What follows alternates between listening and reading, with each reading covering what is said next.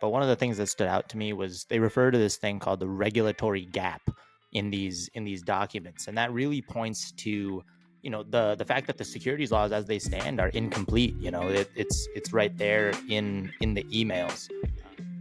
Hello, everyone, and welcome back to another episode of WagMe TV.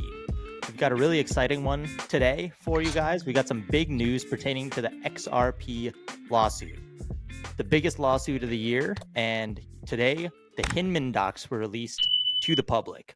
Huge news, and we're going to get right into it for you guys. So, Armada, take it away.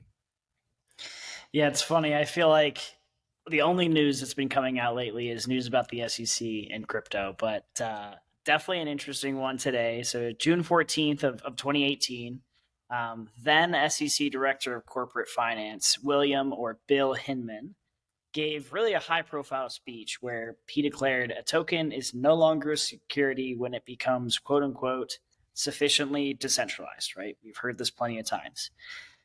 Essentially, what was released today are internal emails and documents to highlight more of the communication related to the public speech that was given. So, this has been a massive piece of the XRP versus SEC case, as we covered extensively in the past, mostly because initially Hinman said he believed XRP was not a security, though clearly the SEC has since taken the opposite position and has, of course, filed a lawsuit against Ripple, alleging that XRP is a security. So, more than 2 years later, 7 court orders later, they've essentially been released to the public, and we can actually share what we found from really a high level review thus far.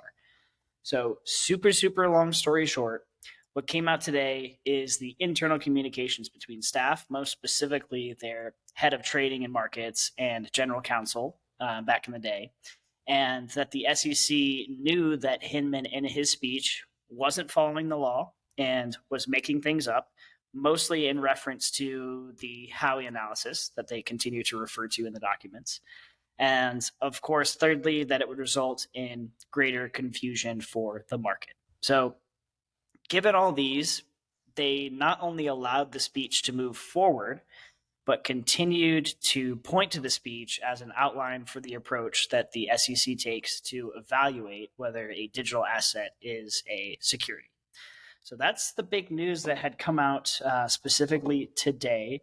Of course, we know that XRP has responded. Their CEO specifically has mentioned that all of this was worth the wait. But wanted to take a pause there and kind of get y'all's take on it before we dive a little bit deeper. Yeah, I mean, I think making stuff up is a little harsh for probably Hinman's statements. I think what really happened here is he gave an opinion on talking about how these digital currencies could move from a security into a currency, and how that's really something that isn't talked about in the law, and the SEC hasn't provided real clear guidance on how that should be looked at from a digital currency perspective. So yeah, I think there's some huge findings in here. And I think something like you're alluding to, Mata, is that we're seeing that the SEC is, not really clear cut and not giving good advice on how these projects should be viewing their currencies. And because of that, it's, almost like they shouldn't be the agency, or potentially not be the agency that rules on this stuff. If they can't figure out what they want to put down as law and put into the rule of law for future digital currencies to follow, then maybe this should not be in their hands. So, I think that's just real quick what I think. So I'd be interested to hear what you've got to say. Yeah, and I think we're gonna, touch on this a little bit later too with what Armada gets at. But one of the things that stood out to me was they refer to this thing called the regulatory gap in these documents, and that really points to the fact that the securities laws as they stand are incomplete. It's right there in the emails, that they are accepting the fact that not only is the securities laws incomplete, but there is this quote unquote regulatory gap where all digital assets shouldn't be securities, right? So that was one of the big things I took away from it.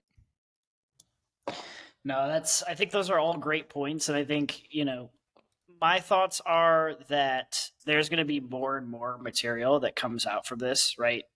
A lot of it's going to go through a fine tooth comb, essentially, right, to help not just kind of this Ripple case and give a little bit more clarity there, but of course the crypto economy as a whole, like we kind of chatted about. I think one of the big things for this piece is I feel like the documents in a way damage the SEC's credibility. I think you all have kind of been hinting at this a little bit. Really, the documents show that the SEC was aware of Hinman's views on not just XRP, but on securities as a whole in regards to digital assets. But of course, it didn't disclose that to the public. So, in a way, a lot of this can be seen as kind of a sign of bias or a sign of dishonesty on the part of the SEC when they're actually running through, a lot of the I guess new lawsuits that they're really starting to rip out here, and of course in the XRP lawsuit as well. So I think one of the pieces that really the big question for me that comes out of this is, was this just Hinman's opinion, or is there actual market guidance that goes along with this? Because at the end of the day, right, what Ripple is arguing and what a lot of these other groups are going to have to argue as well is that the SEC's lawsuit against them and potential lawsuit against others is unfair because they didn't provide clear guidance on whether or not certain assets are listed as securities, or exactly what would list them as a security, what the criteria would be.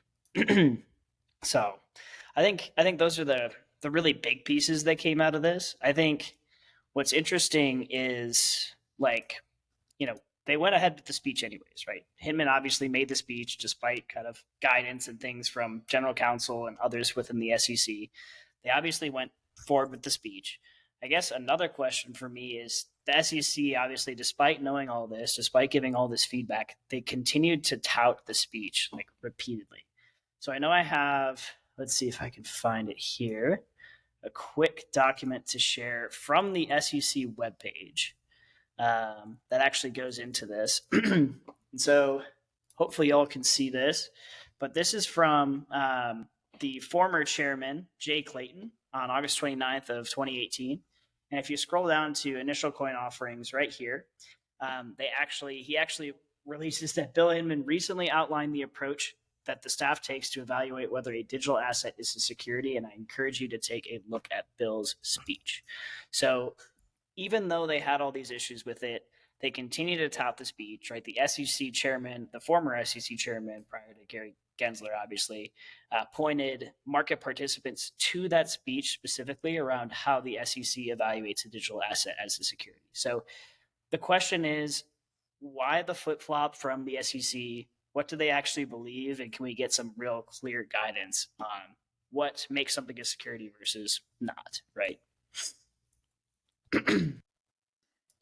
Yeah, absolutely. And I think this is arguably one of the biggest findings that we've seen from these documents becoming public just today.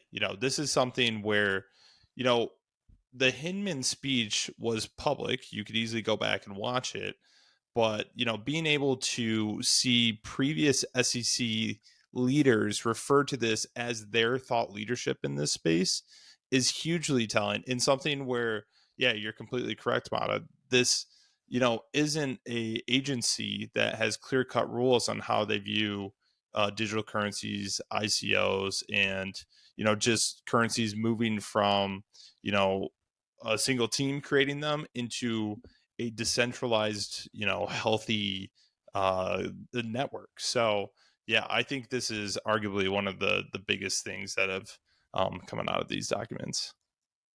Yeah, I completely agree. I mean, just the fact that they have that. I mean, if you go back and scroll back in the video, you'll see on Armada screen is literally on the SEC.gov website.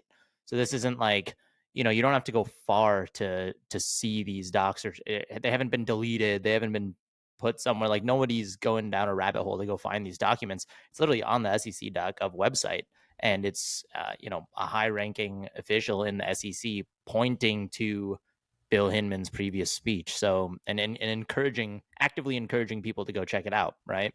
So completely agreed with what you guys said. For me, the biggest takeaway for me, at least, has been from these documents, like internally, it's very clear that the SEC doesn't really have a consensus on what a security is and what isn't a security, right? It's pretty clear that they have some internal battles that are being fought, even within the SEC, right? They don't have consensus on what it is and what it's not, and so it's hard for me to see, if they don't even have internal consensus on what it is, how they're proceeding to bring these lawsuits, not only against XRP, but of course, most recently, spanning into, of course, Binance, which, touches on a lot of different things, but partially touches on the matter of securities. And then Coinbase, of course, which is entirely focused on the securities issue.